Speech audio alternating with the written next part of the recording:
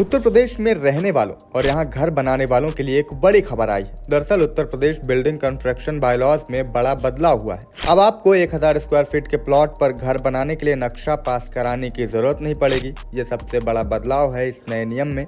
और दूसरा बड़ा बदलाव ये है कि अगर 15 दिन में विभाग आपको एनओसी नहीं देता तो ये ऑटोमेटिक अप्रूव हो जाएगी। चलिए जानते हैं कि आखिर इस नए बिल्डिंग बायलॉज में क्या क्या चीजें हैं। उससे पहले जान लेते हैं कि आखिर Uttar Pradesh building construction bylaws होता क्या है। दरअसल ये किसी भी राज्य शहर में वहां के लोकल एडमिनिस्ट्रेशन की तरफ से कंस्ट्रक्शन को लेकर बनाए गए नियम है। इसमें नगर निगम या किसी जगह की डेवलपमेंट अथॉरिटी अपने नियंत्रण वाले एरिया में किसी भी तरह के कंस्ट्रक्शन को लेकर नियम बनाती है। इन सभी नियमों को ही बिल्डिंग कंस्ट्रक्शन बायलॉज कहते हैं। अब दूसरा बड़ा सवाल ये कि उत्तर प्रदेश का बायलॉज कब बनाया गया था, तो आपको बता दें कि उत्तर प्रदेश का बायलॉज 2008 में बनाया गया था और अब जो नया आया है यानी 2025 का जो नियम है ये 2008 के बनाए बायलॉज की जगह लेगा। और अब बात करते हैं कि इस बायलॉज से उत्तर प्रदेश में घर बनाने के कौन कौन से नियमों में बदलाव होने जा रहा है। दरअसल इस नए ड्राफ्ट में कई पुराने नियमों को बदला गया है और कईयों को हटाया भी गया है। इस नए नियम में क्या क्या है, तो इसमें सबसे बड़ा बदलाव ये है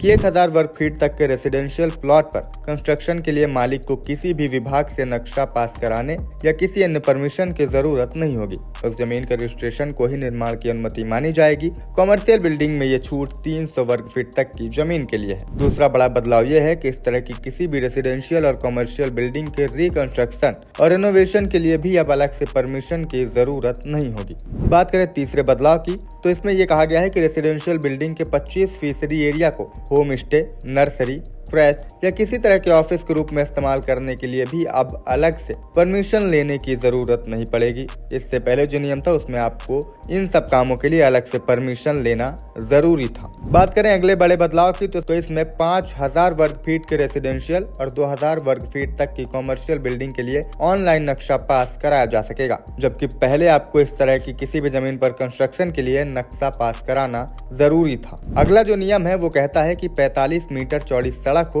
तो वहां बहुमंजिला बिल्डिंग बनाई जा सकेगी। सिर्फ एयरपोर्ट या आर्कियोलॉजिकल सर्वे ऑफ इंडिया के स्मारकों के पास ये प्रतिबंधित होगी। अब आपको बताते हैं कि आखिर इन पुराने नियमों को बदलने की आवश्यकता क्यों पड़ी। दरअसल कंस्ट्रक्शन, रिनोवेशन और रिकंस्ट्रक्शन से जुड़े हर छोटे बड़े बदलाव के लिए पहले के नियमों के मुताबिक नक्शा पास कराना जरूरी था। इस प्रक्रिया में कई बार भ्रष्टाचार और लेट लतीफी के मामले भी सामने आते थे। बिल्डिंग निर्माण के लिए नो ऑब्जेक्शन सर्टिफिकेट देने में भी अलग अलग विभागों की तरफ से मनमानी रहती थी। इन शिकायतों को देखते हुए सरकार ने नियमों में बदलाव करने का फैसला लिया है। अब विभागों को एनओसी लेने के लिए एप्लीकेशन के 7 से 15 दिनों के बीच यह क्लियर कर देना होगा और अगर कोई विभाग इसमें देरी करता है तो खुद एनओसी मान्य हो जाएगी, यानी ऑटोमेटिक अप्रूवल मिल जाएगा। इससे लोगों को नक्शा पास कराने में समय बचेगा और अलग अलग विभागों का चक्कर काटने से भी मुक्ति मिलेगी। तो इस वीडियो में फिलहाल इतना ही। आपको उत्तर प्रदेश सरकार का ये कदम कैसा लगा कमेंट करके हमें जरूर बताएं और अगर ये वीडियो पसंद आए तो इसे ज्यादा से ज्यादा शेयर करें ताकि लोगों को भी इसके बारे में जानकारी मिल सके। तमाम और खबरों के लिए देखते रहें